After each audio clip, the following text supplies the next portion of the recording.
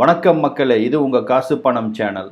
நண்பர்களே, 2 நாளைக்கு முன்னாடி ஹைதராபாத்தில் இயங்கிட்டு வர்ற எஃப்எம்எஸ் இன்டர்நேஷ்னல் டென்டல் சென்டர் அப்படிங்கிற ஒரு டென்டல் ஹாஸ்பிட்டலில் நடந்த மரணத்தை பற்றி தான் இன்னைக்கு நம்ம பார்க்க போகிறோம். இந்த ஹாஸ்பிட்டலை பொறுத்த வரைக்கும் நம்ம நாட்டோட எல்லா ஸ்டேட்ல இருந்தும் மக்கள் அவங்க பற்களை சரி செஞ்சுக்கிறதுக்காக இங்கே வராங்க.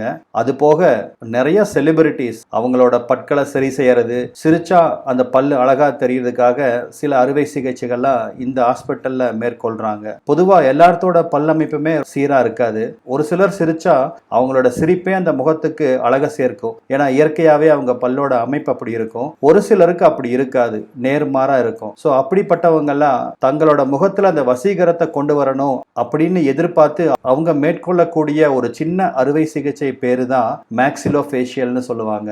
இந்த அறுவை சிகிச்சை எப்படி செய்யப்படுது, என்னென்னலாம் இந்த அறுவை சிகிச்சையில செய்யலாம் அப்படிங்கிறத உங்களுக்கு வீடியோலையும் நான் காமிச்சிருக்கேன். இந்த மாதிரி ஒரு அறுவை சிகிச்சை செஞ்சுக்கிறதுக்காக ஹைதராபாத்தை சேர்ந்த லக்ஷ்மி நாராயணன் விஞ்சன் அப்படிங்கிறவர் ஜனவரி 30 இந்த ஹைதராபாத்தில் இருக்கிற எஃப்எம்எஸ் இன்டர்நேஷனல் டென்டல் சென்டருக்கு நேரில் போறாரு. அவருக்கு பொதுவாகவே பற்கள் அமைப்பா இல்லை. அதனால அதை சீர் செய்யறதுக்காக ஒரு ஆலோசனைக்காக இந்த ஹாஸ்பிட்டல் போறாரு. மருத்துவர்களும் இவரை செக் பண்ணிட்டு இவரோட பற்கள் எல்லாம் சரி பண்ண முடியும் அப்படின்னு உறுதி அளிக்கிறாங்க.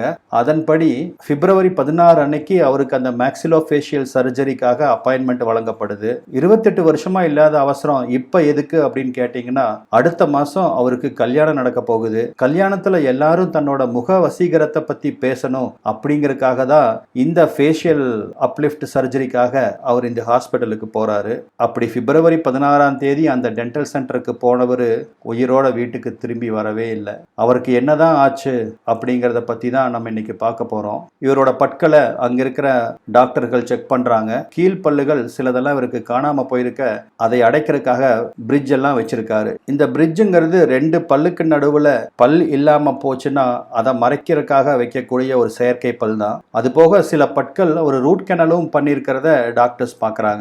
எல்லா டெஸ்ட்டும் முடியுது. மணி 3:30 இப்போ அவங்க டென்டல் சர்ஜரியை தொடங்குறாங்க. முதல்ல அந்த பற்களுக்கு இடையே பிரிட்ஜ் வச்சிருப்பாரு இல்லையா, அதை எல்லாத்தையும் வெட்டி எடுக்கிறாங்க. இந்த ப்ரொசீஜருக்கு மயக்க மருந்து தேவையில்லை. இந்த ப்ரொசீஜரை மேற்கொள்ளும் போதே அவங்க நோயாளி கிட்ட பேசிட்டு தான் இருந்திருக்காங்க.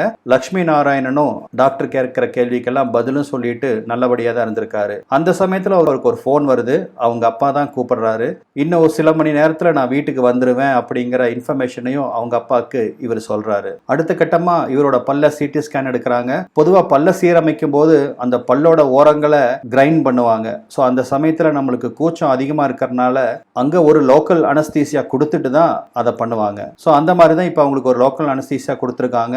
அந்த பல் சீரமைப்பு வேலையும் இப்போ வெற்றிகரமா முடிக்கப்படுது. அதுக்கப்புறமும் கூட லக்ஷ்மி நாராயணன் டாக்டர் கிட்ட நல்லபடியா தான் பேசிட்டு இருந்திருக்காரு. இப்போ அடுத்த கட்ட ப்ரொசீஜர் நடைபெற போகுது. இதுதான் ஃபைனல் ப்ரொசீஜர். அதாவது அவருக்கு பல்லோட லென்த் ரொம்ப கம்மியா இருக்கு. அதுக்கு காரணம் என்னன்னா, ஈறுகள் அதிகமான இடத்தை பிடிச்சிருக்கிறதுனால பற்கள் எல்லாம் சின்ன சின்னதா தெரியுதும், அந்த ஈறுகள் எல்லாம் வெட்டி எடுத்தா பற்களோட நீளம் அதிகமா தெரியும் அப்படின்னு டாக்டர் சொல்லவும், அந்த ஈறுகளை வெட்டி எடுக்கிற ப்ரொசீஜருக்கு லக்ஷ்மி நாராயணன் ஒப்புதல் அளிச்சிருக்காரு. அதன்படி அவருக்கு அந்த பற்களோட பின்பக்கத்திலேயும் முன்பக்கத்திலேயும் லோக்கல் அனஸ்தீசியா கொடுக்கப்பட்டிருக்கு. இந்த ப்ரொசீஜருக்கு பேரு கிரவுன் என்ஹான்ஸ்மெண்ட் சர்ஜரி. இந்த ப்ரொசீஜர்ல ஈறுகள்லாம் வெட்டி எடுக்கப்படுது. இந்த சமயத்துல தான் லக்ஷ்மி நாராயணன் அந்த ஈறுகளை சுத்தி வலி இருக்கிறதா ரிப்போர்ட் பண்ணியிருக்காரு. அப்ப மணி நைட்டு 7:15. ஒரு வலி நிவாரணி மாத்திரையா தண்ணியில கலந்து கொடுத்துருக்காங்க. ஆனா அவர்னால ஒரு சிப்புக்கு மேல அந்த தண்ணியை குடிக்க முடியல. அதை தூக்கி வீசியிருக்கிறாரு. மாடியிலிருந்து கழிப்பறைக்கு இவரை கூட்டிட்டு போயிருக்காங்க. அடிவயிறு ரொம்ப இழுத்து பிடிக்கிறதா சொல்லியிருக்காரு. அது போக குமட்டலும் ரொம்ப அதிகமா இருந்திருக்கு. உடனே அவர் ரிசப்ஷனுக்கு கூட்டிட்டு வந்திருக்காங்க. ரிசப்ஷன்ல அவரால் நிக்க கூட முடியாம அப்படியே பொத்துன்னு பக்கத்துல இருக்க சோஃபால விழுந்திருக்காரு. பக்கத்துல இருக்கிற அறையில அவரை படுக்கவும் வைக்கிறாங்க. அவருக்கு இந்த ஆன்டாசிட் மற்றும் ஒவ்வாமை எதிர்ப்பு மாத்திரையெல்லாம் கொடுக்கப்படுது. ஆனா அவரால் ரெண்டையுமே எடுத்துக்க முடியாம அப்படியே துப்புறாரு. ஒரு மாதிரி கைகால எல்லாம் மடக்கிட்டு அப்படியே சுருண்டு உட்கார்ந்து இருக்கிறாரு. இந்த சமயத்துல திடீர்னு அவருக்கு வலிப்பு வர ஆரம்பிச்சிருக்கு. உடனடியாக அங்க இருக்கிற டாக்டர் அவரோட பிபி லெவல், ஆக்சிஜன் எல்லாம் பரிசோதனை பண்றாங்க.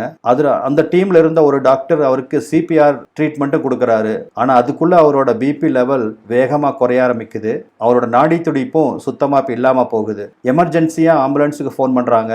ஒரு 15 இருந்து 20 நிமிஷத்துல ஒரு ஆம்புலன்ஸ் அங்க வரவும் பக்கத்துல ஜூப்ளி ஹில்ஸ்ல இருக்கிற அப்போலோ ஹாஸ்பிட்டலுக்கு லக்ஷ்மி நாராயணன் கொண்டு போகப்படுறாரு.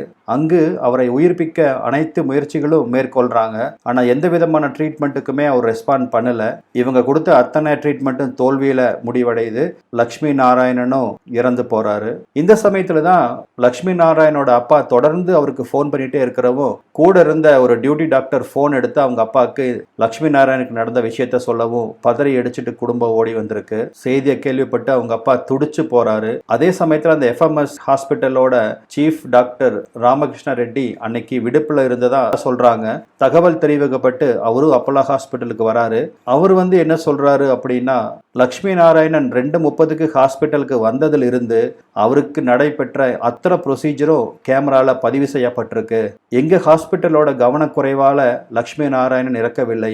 என்ன காரணங்கிறது போஸ்ட்மார்ட்டம் செய்யக்கூடிய டாக்டரோட டீட்டெயில் ரிப்போர்ட் வந்தாதான் தெரியும் அப்படிங்கிற மாதிரி சீஃப் டாக்டர் ராமகிருஷ்ணா ரெட்டி சொல்ல, இறந்த லட்சுமி நாராயணனோட தந்தையோ அளவுக்கு அதிகமான அனஸ்தீசியா கொடுத்தனாலதான் என் மகன் உயிரிழந்திருக்காரு அப்படின்னு அந்த ஹாஸ்பிட்டல் மேல கேஸும் போட்டிருக்காரு.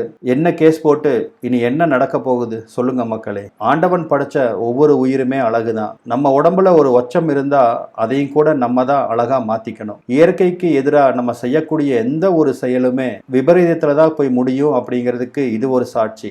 ஆனா நண்பர்களே, நம்ம கிட்ட என்ன இருக்கோ அதை வச்சு நம்ம சந்தோஷப்படுறது தான் நல்லது அப்படிங்கிறது என்னோட கருத்து. நீங்க என்ன நினைக்கிறீங்க அப்படிங்கிறத கமெண்ட்ல தெரிவிங்க. மேலும் இந்த வீடியோ உங்களுக்கு பயனுள்ளதா இருந்திருந்தா லைக் பண்ணுங்க, சப்ஸ்கிரைப் பண்ணுங்க, உங்கள் நண்பர்கள் மற்றும் உறவினர்களுக்கு நம்ம வீடியோவை ஷேர் செய்யுங்கள். நன்றி. மீண்டும் வேறொரு பதிவில் சந்திப்போம்.